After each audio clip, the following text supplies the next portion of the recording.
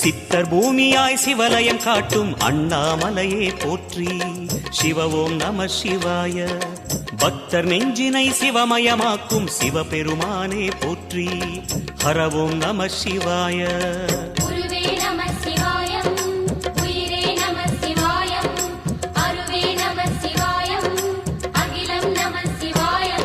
நம சிவாய நம சிவாய ஓம் நம சிவாய. நம சிவாய நம சிவாய ஓம் நம சிவாய.